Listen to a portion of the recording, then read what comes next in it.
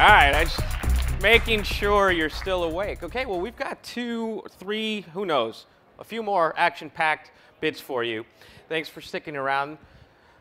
This next one is, well, dubbed as a spirited debate. The topic is where the F is the money.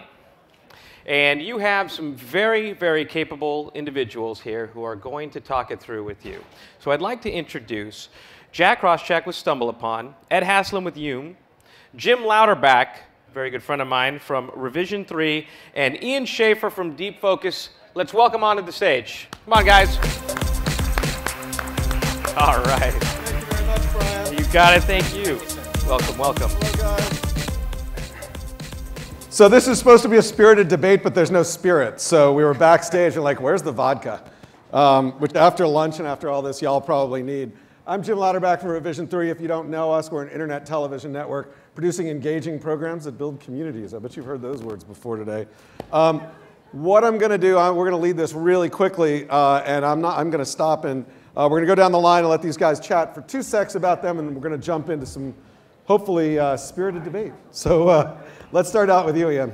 Hi, I'm Ian Schaefer. I'm the founder and CEO of Deep Focus. We are a digital engagement agency, so do a lot of work in social media, working with folks like Samsung and Capital One and WellPoint and lots of other great brands. So thanks for having us here. All those great brands. Yeah. All right, Jack.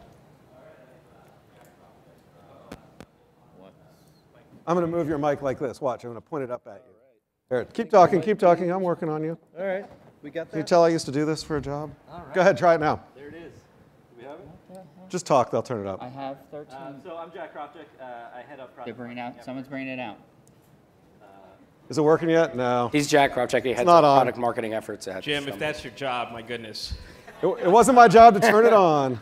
All right. Hey, I can hear my voice. All right, so take 3. I'm Jack Crosscheck. Head of product marketing efforts. You want to do the rest of this one? Yeah, that's fine. I head of product marketing efforts for advertiser solutions at StumbleUpon. For those unfamiliar with StumbleUpon, we are a service that brings together the social graph with the interest graph that presents you with a button. Now I'm in double. All right. Put this down. Presents you with a button to find cool stuff on the internet. And together we send about 1 billion social media referrals every month across several geographies, which we're told accounts for about half of social media referrals in the US. Ed from Yume. Hi, I'm Ed Haslam. I run marketing at Yume. Yume's a video advertising technology company. So we have software solutions as a service that allow publishers to make money on their inventory and let advertisers reach audiences with interactive video ad units. And the interactivity often is social oriented, sharing, liking, et cetera. So drives brand marketing and social marketing objectives for large TV brand advertisers. So I want to start off with something a little bit controversial. So I used to run magazines and websites, and back in the old days of magazines before social, we used to have these things called forums where people would come and post and interact and be social. When it came to advertising, though, particularly when the web came around, funny thing happened. Nobody wanted to advertise on forums because we would put banner ads and things like that up on our forums where people were being social, and everybody was kind of paying attention to each other and not to the ads. So, we're supposed to be talking about where the, is the real money in social. Well, I want to know, should we expect that there actually is money in social? And, Ian, let's start with you, and you can start off. Should we expect that there's actually money to be made in social? Yeah. People are socializing. Why would they? The way you ask that question is a little misleading, because the way I look at it, it's certainly a form of media, and it's the way I like to define it sometimes. It's like the tangible media that happens between people, and right now that's happening digitally, and we're used to dealing with media at people, and so we create little spaces for those ads to run, and that turns into inventory, which we have systems to manage, and then widgets to buy. And I think in a new world where it's a lot more matrixy than linear, we've got to approach it completely differently. So yeah, it's more experiential, it's more engaging, it's a little more fuzzy today in every way. But I think there's a ton of it to me. There are more connections that exist between people and between people and information than any number of pages you might possibly want to create to run advertising on. So we need to be able to take. So Jack, debate that. What do you think? Is this a good thing? Yeah, it's a good thing. I mean, the money is in where it always has been, and that's storytelling. Yeah. The money has always been in storytelling, and we've really only had the technology over the last 18 months to really enable those stories to be told. And what happened 18 months ago was the beginning of the proliferation of the like button. And so it was April of 2010 that the like button launched for websites, which I think we forget about a lot. And by that being released, we finally started creating a social referral engine that people can experience great branded content and then talk about it with their friends. And that has now grown into a monthly, in the US alone, 2 billion click industry. So that's the opportunity that we have that didn't exist before. That's what people are doing in terms of social media referrals in the US. And so if you're able to create a great brand story, we can go through some examples later on of what those are. You finally have that distribution technology that didn't exist before the like button proliferation, stumble upon button proliferation, all those sorts of things. So let me just add a scale question. I mean, that makes it really difficult for me. Like, that's a tough thing for media buyers to buy, right? I mean, it's like media buyers are used to buying something that fits on a spreadsheet that has a CPM attached to it. Yep. How do you turn that? Not to ask. No, go ahead. No, this is a debate. This is not me. Right. It's so it's a like, debate. how do you, in order for social media to scale to the extent of which it takes up our media usage, like how does that, how do we do that? I think we have to look at why we bought CPMs in the first place.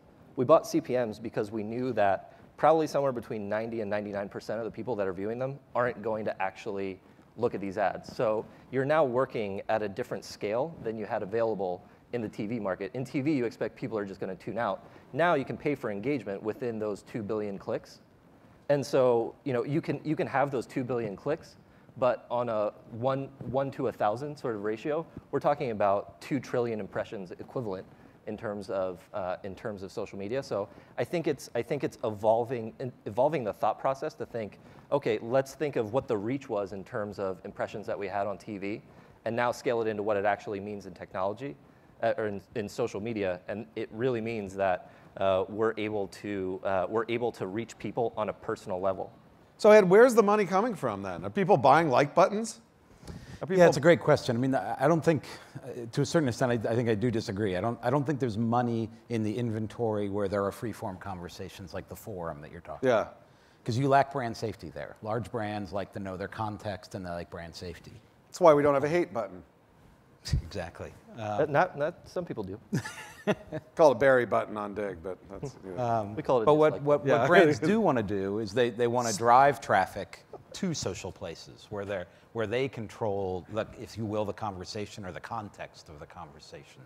So if you can, there's a lot of inventory available for brands to drive people to their social places, and that maybe there is no advertising going on. That's truly a social place. But there's lots of great opportunities to drive social media campaigns and objectives outside of social media in classic places like banner advertising, video advertising, any of the other classic places that you might place your brand message. That brand message can have a call to action to go to your Facebook page or to go to your YouTube video. We work with movie studios who they don't care if the trailer gets watched. What they really care is if somebody clicks to YouTube, because then the trailer views on YouTube go up, and then their natural ranking goes up. And they're willing to pay, much like with StumbleUpon's model, to drive those impressions there, as long as those impressions out in the world are in brand safe places or with the audience in a media buyer sense that they want to. Well, I think the landscape is changing around them, and the problem is that they spend all their time figuring out how to try to buy social media impressions when they should be trying to figure out how to create them. And I think there's that is not a typical buying mentality, right?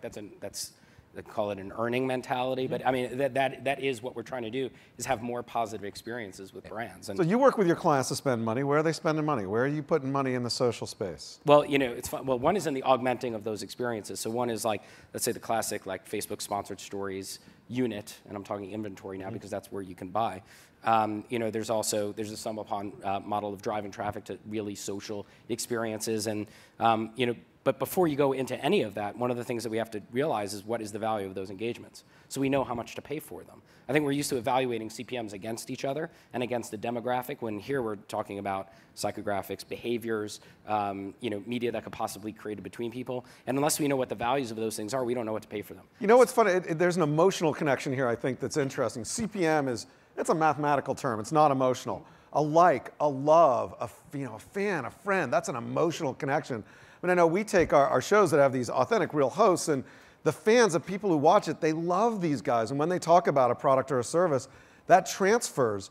Is that an example of where a good use case, or what else works? So I think the big thing that I'm honestly a little upset we haven't talked about more today is, why do people share in the first place? We're trying to get people to share, but we're not thinking about why people share in the first place. And yes, there are a variety of reasons why people share, but ultimately it really gets down into two things. One, people share things that they think the people they're sharing with are going to like. And two, in turn, I want you to think more of me, so then maybe you think of me whenever you're sharing stuff. And the more that marketers can create those types of experiences, it's going to perpetuate itself in terms of distribution. And I'll give an example of, it's a campaign that Intel ran earlier this year called the Museum of Me. Has anyone in the room heard of the Museum of Me? A couple of people. Got about 20% of folks. So I'll just give you a brief rundown of what the Museum of Me was. It was a standalone website that Intel created that was a giant, sort of lofty, techie-looking museum that had a Facebook Connect button, and it said, click this to learn the Museum of Me. It processed all the photos that you had, the friendship connections, your check-ins, and all this sort of stuff. And over the course of 30 seconds to 60 seconds, it created this rich, incredible 3-minute video walking through the museum of your life, your top 10 friends that you've engaged with, all the places that you've checked in together, and then in the end, it creates this amazing collage of your profile photo based on the friends that you're connected with. Now that is emotional. That makes me feel of something that, I was expecting to sort of just sit around and find something cool, and it touched my life. That then, naturally, what I wanted to do after I experienced that was I posted it to my Facebook wall because I wanted my friends to see how they're involved in my life. And then it took off organically in terms of other people wanting to create their museums. And ultimately, Intel was playing into people's vanity, but they were able to get sharing, they were able to get crazy share rates, and it's because they created an experience that was focused on why people share in the first place. But did they sell any more processors because of it? Well, I mean, in the end, I mean, you're effectively managed against that. How is this different than the Blue Man Group during a Super Bowl commercial, going around and touting up the Pentium chip? It's the same idea, and we need to be evaluating the same sort of metrics. And that is where I think a lot of the conversations that we've had about social media in terms of customer service, all those sorts of things, that's the new brand effectiveness study. You don't need surveys anymore to tell you what your brand lift is after running a survey. Look at what your tweet stream is. Look at what your Facebook mentions are. Look at all of those things, because if you're still paying for brand surveys, you're paying a lot more money than you probably should, because you can't have Facebook and Twitter to monitor this. Yeah. And I think, you got to treat social media with the respect of direct response, but you can't evaluate its effectiveness like direct response, in the sense that, what happens, in the 30 seconds after an interaction is taken. I mean, that's just not the way life works. It's the way Google works, and that's why Google's a billion-dollar company, but multi-billion. It's not the way social media works. And the problem is, if you extrapolate, companies are public and they have shareholders, and shareholders are now used to quarterly earnings calls that they can even dial into. So they're very attuned to what's happening in that particular quarter, when the reality of the situation is the brand experiences that these brands are creating, certainly with and through social media, are evolving over time. We work with Pepsi, and it's like, the decision to switch from Pepsi to Coke is not something that happens as a result of a TV spot. It's the result of what happens with 5 years of TV spots, or 5 years of interactions, or gradually, swerving towards a brand. And that's real life. And unfortunately, real life is not, a transaction or a click-through rate. Ed, what do you think? I think you hit it exactly, which is it's about brand marketing, not about direct response, right? The opportunity for social and social budgets and where the real money is, look at global ad spend. Direct response global ad spend is about an $80 billion market. Direct response, brand marketing globally is about $160 billion market. It's 2x the size of the market. So think of the marketing consideration funnel. Up at the top, you have awareness, these things like brand effectiveness and brand recall and the measurements of brand marketers. And they spend $150 billion a year to measure that, to get that and raise that up, and to get you, when you're in a lean back mode, to absorb that message, listen to the story. And then that's also the perfect time to ask a consumer to come spend some time on a social media site, because that's when consumers I'm wasting a little bit of a time mindset. In the direct response world, you're leaning forward. You're trying to get something done. The last thing you want to do in a direct response mindset is go waste time on a social media site because you're researching something or you're buying something. And that's the thing. Decisions are more deliberate and researched now than ever before. So I think if you think about social media being more akin to brand marketing, not to direct response, and unfortunately digitally, we tend to always think about direct response, because that multi-billion-dollar company Google thinks about search. Well, and search is a direct response mechanism. So you're saying the social can't be direct response? I don't think it should be measured with the same metrics. It shouldn't be. It can be, but when it comes down to it, social media has been created by a bunch of nerds like myself. I have a Bachelor of Science in Information Systems, but I'm sitting up here talking about marketing. And what it comes down to is, yes, we've built the industry of internet advertising around direct response. So we've seen similar numbers of 2/3 of all dollars are spent on brand versus direct. But online, it's for every dollar of direct that's spent, 25 cents of brand are spent.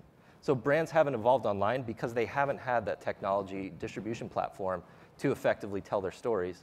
And now they have the ability to tell those stories. And the key word that sort of comes out across these things, of these stories, is discovery. Brands are about discovery, while direct response is about intent. Intent is measured on, I have a problem, can you solve the problem? Yes.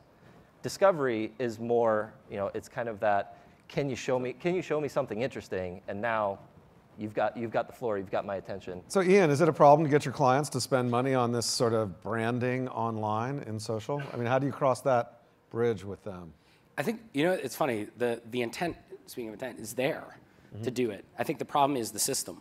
The system is not set up today to facilitate that kind of spending. What system? Are you talking about ROI measurements? Are you talking about places to put the money? The man. The man. It's the man. The man. So it's the man. I think we've built these systems that are now turning out to be rather arcane, of inventory yield management and demand side platforms, and it's become all about direct response and efficiency in terms of the display of an impression. And even if it's a branding initiative, it's about how many of the right people are we getting this ad in front of, when the reality of the situation is we're moving towards more of an engagement kind of mentality, or at least brands are. But the service companies that have been put in place to facilitate that and make that happen at scale are still doing it the other way. What's better, 10,000 people who love you or 1 million people who know you exist? Depends on your product. Yeah. They both matter. And what your expectations. And they both matter. I mean, I think I'll take the love all day long, by the way. Yeah. Go ahead, Ed, you had something to say? Yeah, I mean, I think the other important thing to remember is that branding dollars, the majority of that gets spent on TV today, of that 150, 160 billion. And in TV, they know how to measure it. They know when they do this kind of buy and this kind of GRP, their sales will go up incrementally. They've done, over time, they've built a system that says, the measurements from people like Nielsen that help them understand the effectiveness of their brand spend, there's no normalization of that out into the digital world. I think that's the number one roadblock. The roadblock that's stopping brand marketers from going online with brand dollars is they can't measure the effectiveness in concert with TV. There's no normalized GRP across. And that's a real problem. There is no normalized GRP, but you can get at the metrics which ultimately matter. What brand marketers care about is, what have you done to my purchase intent? And that's really the grail. That's the idea of brand marketing. And you're trying to fit the square peg into a round hole of what did it do to my sales. The sales cycle when you're going in the world of brand is really 3 months. Would you evaluate the effectiveness on sales of a Volkswagen commercial when the little kid was dressed like Darth Vader 2 weeks after the campaign launched, to see, did my car sales go up? No, you wouldn't, but you're going to look over 3 months, and that's where I think we need to evolve our social media evaluation is let's look at a 3-month window in terms of what that does for sales. And by the way, if you look at the numbers for Old Spice, based on the Old Spice guy, the numbers went sky high. I think deodorant sales went up 25%. For everybody, the world smells better. We've got 27 seconds left. Real quick, I want each of you to give me a single company name. This is all about where's the money? You know, show me the goddamn money, right? Pick a company that's going to be in the top 5 of spending in social media in 2012. Ed, you're up. One company, 2012, top 5, showing the money in the social space. Any of the automotive companies. Just pick one. BMW. Pick one. Starbucks. Starbucks. Ian? I'm going to hope and pray that it's a client, Samsung. Samsung. All right, we are out of time. I want to thank you guys. I want to thank you all. Have a good pivot. We'll be around if you want to chat with us later.